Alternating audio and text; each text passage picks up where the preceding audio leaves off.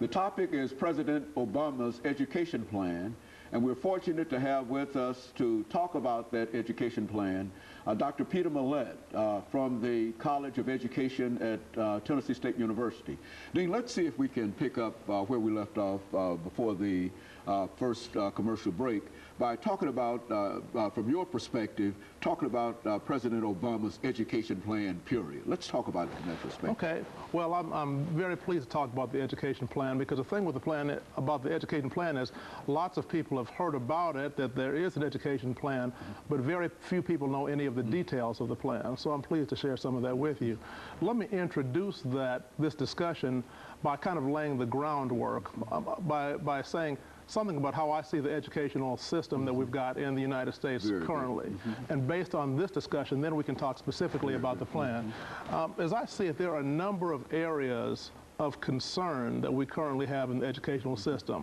One of them involves the preparation and retention of teachers in the school system.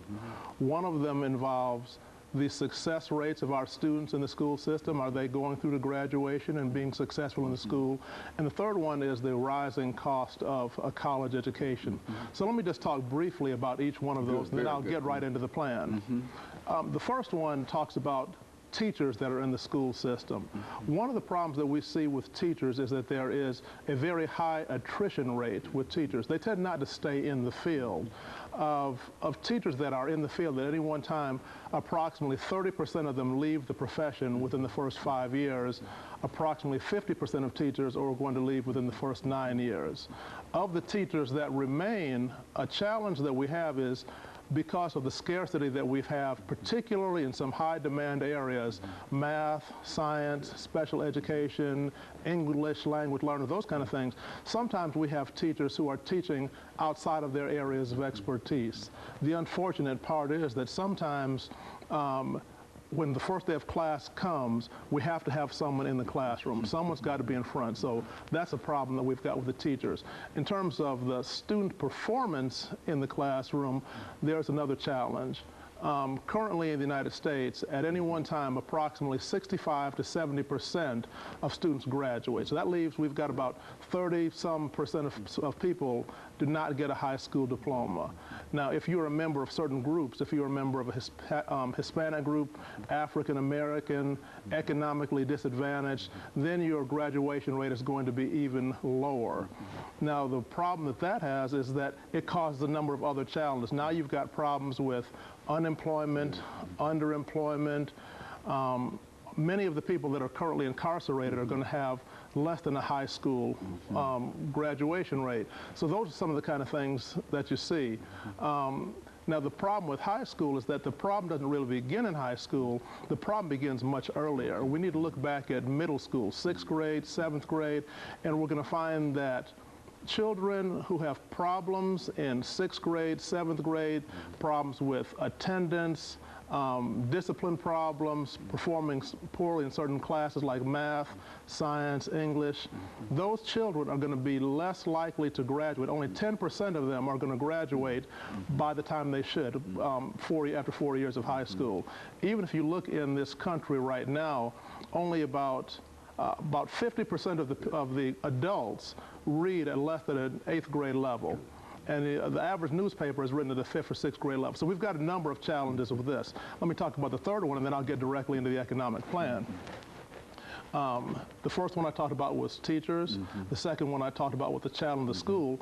The final one is the cost of a college education. The cost of college education has steadily risen, and over the last 5 years, it's risen by 40%. That makes it very difficult for average working families to obtain a college education.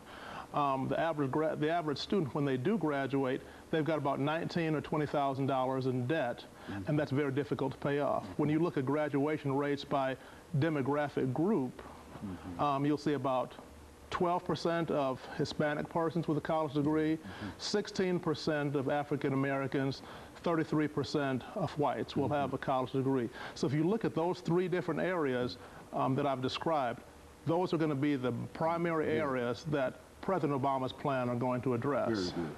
Very good. Now, let me switch gears a little bit and talk about his plan specifically. Now, his plan is going to address all of those areas, And let me just give you the headings, and then I'll talk a little bit about each one. One of them is going to look at early childhood education. That's going to be children from birth up until around age 4 or 5. Then it's going to look at traditional school-age children, kindergarten through 12th grade. It's going to look at higher education, so this people are getting a college degree or higher. And then it's going to look at problems or challenges to deal with teacher preparation. Now, if I just look at the first one and talk about that for just a moment, here's how the plan looks at early childhood education. President Obama's plan recognized that in order for children to be successful, they have to have an early foundation in terms of appropriate social, cognitive, emotional, and physical development. That's going to start early on in childhood. So one of his initiatives is going to recommend universal preschool for everyone. You know, is this the Head Start kind of example? Is that preschool? This one is even going to be before. Okay, good. Right. Preschool is going to be right before kindergarten, and before that you've got Head Start. So this plan talks about both of them. There's one that's going to put additional funding in preschools to enable families to be able to pay for and support it. And also there's going to be an emphasis at early Head Start programs, and these are going to be children from birth through 3 to try to get them started. Now, the reason that this is significant is because early childhood, this is where we lay the foundation in terms of they can get nutritious meals, they can get their vaccinations, they can get their immunizations, they can have appropriate intellectual stimulation. So it is very important that we have an appropriate levels of intervention for early childhood. So those are some kind of things you see for the early childhood. Now, in terms of K through 12, one of the significant impacts is going to be a reform of No Child Left Behind. Okay. Now, we're all familiar with the No Child Left Behind, and there were a number of important points that were related to that. No Child Left Behind really had some strong, valid tenets. And let me just give you 2 primary ones. One was that all children would have reach appropriate educational benchmarks. Second one is that every child would have a highly qualified teacher in his or her class. Okay, I think that this might be appropriate to stop at this particular moment here and make preparations for our second commercial break. Okay. And then we'll come back and give you an opportunity to pick up at that. But that's essentially what we wanted to get, the kind of information that you're giving us now, because I think that people can look at this information, can hear this information, and have a fairly good idea in terms of what Mr. Obama is talking about dealing with his education plan. And of course, we'll be back with our audience following this very, very short commercial break, and we'll pick up at that point.